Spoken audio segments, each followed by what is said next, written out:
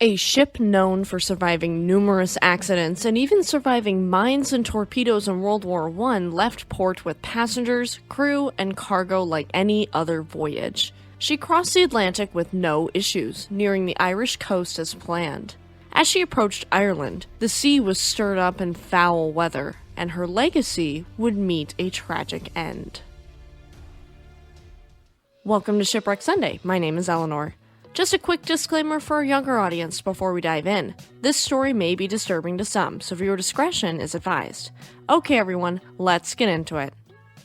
RMS Celtic was the first of the Big Four class of ships for the White Star Line, and we'll spend the next few weeks celebrating this amazing class of ships. I pronounced it Celtic as it's named after the Celtic Sea, and that's the most common way I've heard this ship's name pronounced. It could totally be a tomato-tomato situation. Celtic's conception, as well as the other Big Four ships, came about in 1898 after the opportunity to introduce a series of liners that would prioritize comfort rather than speed was noticed.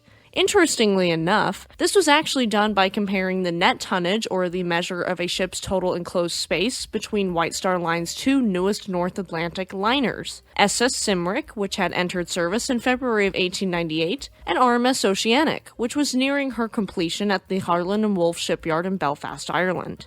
Shipwreck was originally designed as a combined passenger and livestock carrier and was designed with smaller engines capable of running the ship at more modest economical speeds. When this combination proved, rightfully so, very unpopular to travelers, Shipwreck was reconfigured as a full passenger ship. The result of this was that, despite the fact she was considerably smaller than the new Oceanic, her smaller engines and fewer boilers allowed more space for passenger accommodations. In September of 1898, contracts were drafted for Celtic, and her keel was laid down as yard number 335 in Belfast at Harland and Wolff on March 22, 1899. Thomas Ismay, the beloved owner and operator of the White Star Line and father to the infamous J. Bruce Ismay, would unfortunately pass away shortly after the launching of RMS Oceanic. He would complain of pains in his chest, and because he'd been a very active and healthy man throughout his lifetime, these pains were taken very seriously. His condition slowly worsened, and the construction of Oceanic's planned sister ship, Olympic, was delayed. In March of that year, Ismay's health took a brief upswing before worsening again. This entire year, he suffered with what his doctor diagnosed as a gallstone, though we may never know for sure. On September 14th of that year, he suffered a heart attack, and his condition only worsened from there. On November 23, 1899, Thomas Ismay passed away at the age of 62. His wife, heartbroken, never fully recovered from his loss and would die just 7 years later. You might be asking, why is this important? Well, the loss of Ismay would shake up so much for the White Star Line, and Celtic was the last ship ordered during Ismay's lifetime. Upon his death, all efforts in the Harland and Wolff shipyard turned towards Celtic. The ocean liner met all new objectives laid out for her, and with it, the company definitively turned their backs on the race for the blue ribbon, instead looking for comfort and economy. Although this change was inaugurated by Celtic, it was already tested on a smaller scale a few years ago on Shipwreck. The success of the formula was enough for White Star Line to draw its new guidelines for the next 3 decades, up until its dissolution in 1934. Celtic was designed to operate an average speed of 16 knots, which was what White Star Line ships already reached almost 30 years earlier. Celtic, with her gross tonnage sitting at 20,904 gross registered tons, was the first ship to exceed 20,000 tons and the first to exceed Great Eastern's tonnage. She was the second and last White Star Line ship to bear the name Celtic, which isn't uncommon for shipping lines to repeat names they like. The first ship of this name was actually in the first class of ships White Star Line built after Thomas Ismay purchased the company, the Oceanic class. Before we get too much further into Celtic's story, let's look at her specs. Celtic, named after the Celtic Sea, was a Big Four class ocean liner that displaced 20,904 gross registered tons and had a net tonnage of 13,449 net registered tons, making her the largest ship in the world upon her launch. This wouldn't last long, as her sister ships would surpass her. She was 701 feet long and had a beam of 75 feet wide, making her 5 feet shorter than RMS Oceanic, which retained her record length until 1904, though Celtic was still 7 feet wider. Her silhouette was similar to that of Oceanic and undeniably a White Star liner, with a black hull, red keel, white superstructure, and 2 buff and black funnels. She also had 4 masts, which hoisted the cables for wireless telegraphy and hosted the lookout's nest. Her identification numbers were 113476, and her code letters were SMBF. Her route ran from Liverpool to New York City, with her home port listed as Liverpool, England.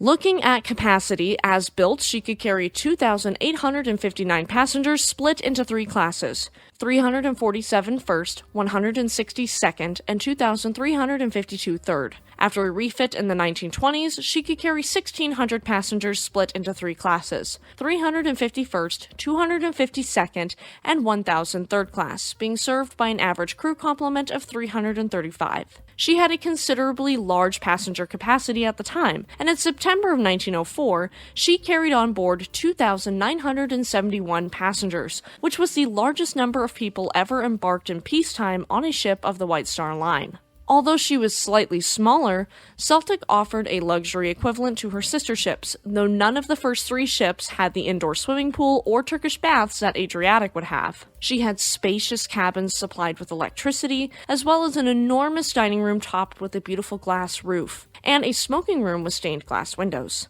Passengers also had access to a sheltered promenade deck, lounge with reading and writing room, and a veranda cafe. All of these features would be prominent in White Star Line ships moving forward. Now, let's look at propulsion. She was powered by quadruple expansion steam engines capable of producing 14,000 horsepower, which turned 2 screws and gave her that average service speed of 16 knots we talked about earlier.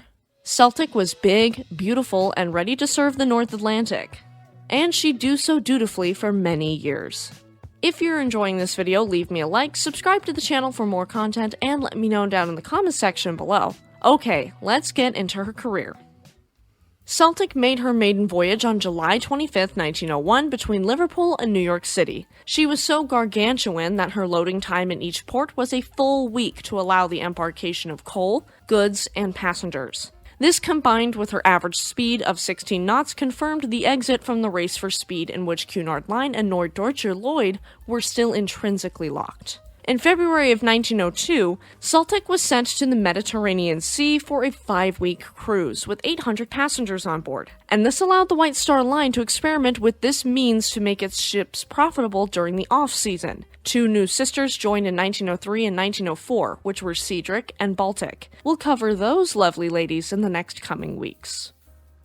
During these years, Celtic's career was marred with a few incidents. On April 15, 1903, she and the steamer Heathmore collided on the River Mersey, leaving a hole in Celtic's side that was quickly repaired. A few months later, she was affected by a minor fire that burned up a cargo of cotton in her hold. She was already mid-Atlantic by the time it was discovered that bales of cotton in one of her holds was on fire. Steps were immediately taken to prevent the fire from spreading, and the hold was tightly closed to exclude all air, while steam was admitted to drown the flames which were eating their way through the highly flammable cotton. The crew were set to work strengthening bulkheads, but luckily the fire was kept under control, and Celtic arrived at Liverpool where the fire was speedily extinguished by shore appliances. Remarkably, none of the passengers knew the fire had occurred, as the captain and officers went about among the passengers as if nothing unusual was happening. On Christmas Day, December 25, 1905, she encountered a rogue wave that hit the ship and caused damage to the second-class facilities, in particular, the glass panels in the smoking room, sweeping a door out to sea and terrifying the passengers.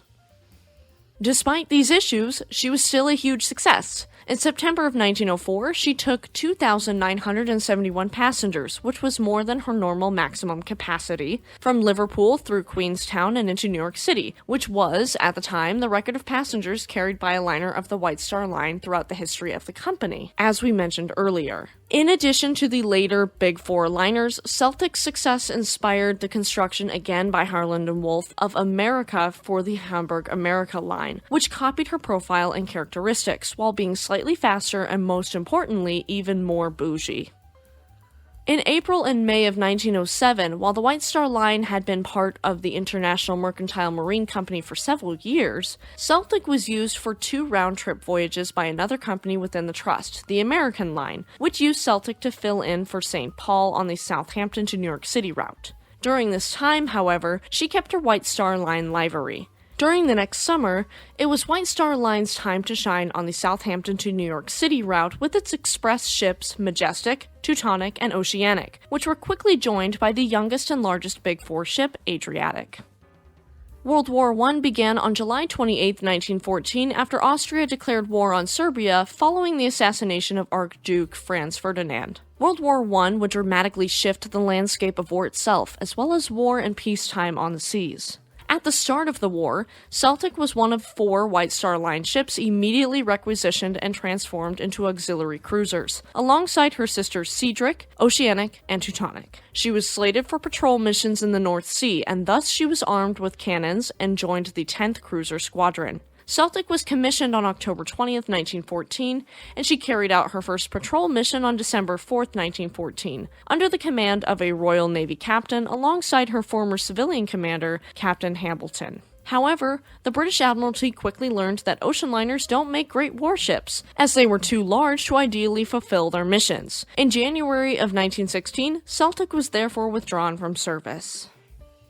Despite this, she did not remain inactive for very long. Immediately after the end of her service as a cruiser, she was transformed into the perfect wartime role for an ocean liner, a troop transport ship. She was large, with the ability to take on a huge number of soldiers and good quantities of equipment, making her ideal for this role. Her first crossings, starting at the beginning of 1916, took her between Liverpool and Egypt. On February 15, 1917, she struck a mine off the Isle of Man. 17 people on board were killed, but the ship miraculously survived. A number of passengers were rescued by the London and Northwestern Railway ship Slieve Bon. Celtic was towed to Peel Bay and then repaired in Belfast. During these repairs, the ship was requisitioned as part of the liner requisition scheme on April 17, 1917. She was assigned to missions to transport equipment from the United States to Europe. Her main task was to carry oil in her cargo hold, with her capable of carrying 700 tons per trip to Liverpool, and here it was transferred to supply Navy ships. On March 31, 1918, German U-boat UB-77 torpedoed Celtic in the Irish Sea, hitting her twice. 6 people on board were killed, but again, Celtic lucked out and she survived. Eventually, she was towed into Liverpool and repaired yet again. World War I ended on November 11, 1918, with the signing of the armistice. On May 17, 1919, the British government finally returned her to the White Star Line, who sent her off to Harland and Wolff to refit her for her return to service. She defied all the odds and miraculously made it through World War I. But her fate would end her illustrious career in shame. Thank you so much to our amazing YouTube members and patrons. If you'd like to have some awesome perks like episodes a full day in advance, join our YouTube memberships today. Alright, let's get into the end of her career.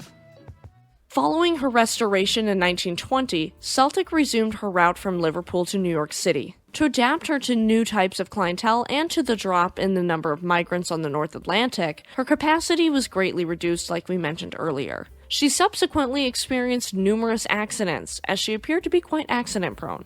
The first occurred on April 25, 1925, while in the Mersey, when she accidentally rammed the coastline's ship Hampshire Coast. Both vessels suffered only minor damage. The same year, she lost a propeller in Boston Harbor and had to return to the dock, forcing her passengers to leave by train for New York in order to take a different ship. Her second collision took place on January 29, 1927, when Celtic was rammed in thick fog by the American Diamond Line's Anaconda off Fire Island. That same year, as newer ships entered service on the North Atlantic, the White Star Line refitted Celtic once more to carry 2,500 passengers, while her first class was converted to cabin class at cheaper rates, to keep up with account of her low speed and the changing times. Her career would unfortunately come to a premature end in December of 1928. On December 1st, she left New York City for Queenstown via Boston, with just 300 passengers aboard, 350 crew, and a large cargo. The voyage proceeded without incident and in good weather under the command of Captain Gilbert Berry until the night of the 9th to the 10th. As she approached Queenstown, the weather became rough and it became impossible to embark the coastal pilot.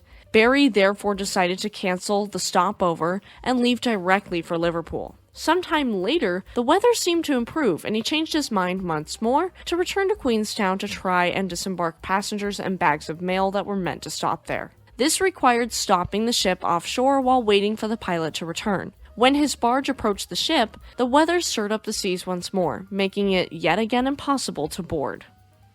At 4:55 a.m., a stronger wave alongside a large gust of wind sent Celtic onto the rocks of Rocks Point early on December 10, 1928, and she became stranded on the Cow and Calf Rocks. The Ballycotton lifeboat TP Hearn 2, alongside tugs, a destroyer, and local life-saving teams arrived on scene. Tenders from Queenstown disembarked the passengers. Among the passengers were 25 survivors from the recently sunk SS Vestris. 7,000 tons of cargo were scattered about, and a salvage team from Cox and Danks was provided to attempt recovery. However, several men died after a hold loaded with grain and flooded with seawater was found to have filled with toxic fumes. Due to structural failures, it was judged that the ship could not be moved or saved, and she was abandoned by the insurance company, who declared the ship a total loss. Celtic was completely dismantled for scrap by 1933, ending the legacy of this wonderful ship and marking the end for the first of the Big Four.